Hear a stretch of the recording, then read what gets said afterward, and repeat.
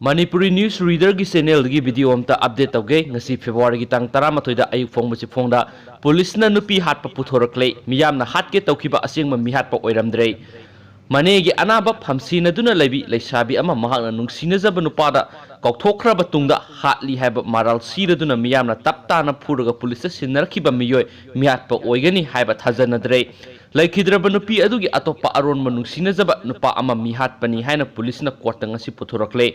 Miyamna mihatpani haiba maral siraduna taptana yairiga police sinarkiba yairipok sangam dabidagi masa ani leiraba MD Sabir Sai kunga mathoi hauji mihatpagi maral siraduna police custody da leiribane mahak hayeng court puthorakadawre sahi asigi January kunga taret amadi kunga nipangi lonaba ahing sahi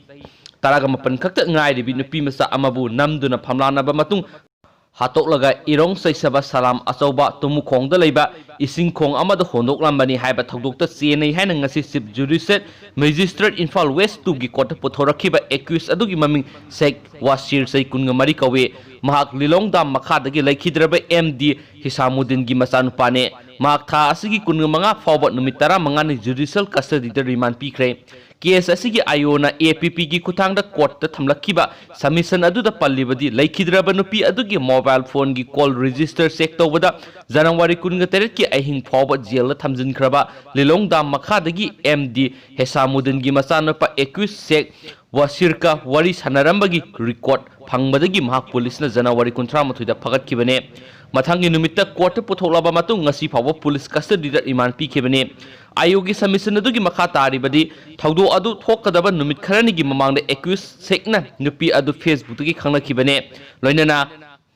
January 19 makhoi ani ahanba oina unaraba matungda numit adugi ahing pung 13 rom taba matamda amuk hana unaraba matung labukta puthaduna namduna phamrana khe madugi matungda nupi aduda CLC haibada mahak luhongba thamanga phadri senba yaro habigi wahauda makhoi ani ningai sangdana rakhi madugi matungda accused aduna purakhiba makhuragi Honda Activa aduda nupi adu tonghanduna sakhe irong saisaba salam asobo mapa yorakpada makhoi ani ningai sangdana ba adu makha taraktuna accused aduna nupi adugi mamaida thajinki amadi nupi aduna lilakhiba jogging furit adugi mari aduna makhuri larhatuna hatkibane madugi matungda nupi adugi makhut amadi makhong animak hairiba jogging furit adugi mari duna punsilaba matungda mafam aduda leiba isingkhong amada thamlambane loinana case asigi makha taba investigation sathaduna maru oiba evidence sing thidokpa case adu accused anigi marakta leiriba mari thijinbagi tangai phadaba leiba maramna accused MD Sheikh Wasirbo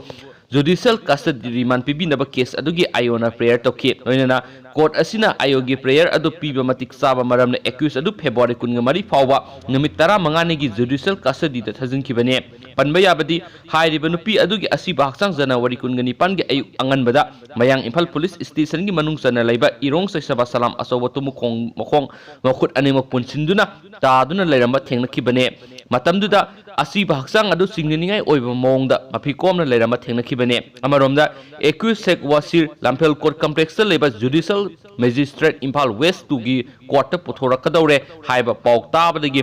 mesing yamlaba nupi kayana court complex asigi gate thomjilakhe amadi mihatpa BLP ba yaroi nupi hatpa serak pi haiba kholaw kya lakshinkhe masing yamlaba police personnel sing yawraktuna ahenba section thorong lokhotpadagi pamdaba thodok thokhidi haina su poksi asina makhatana phongdorakli thank you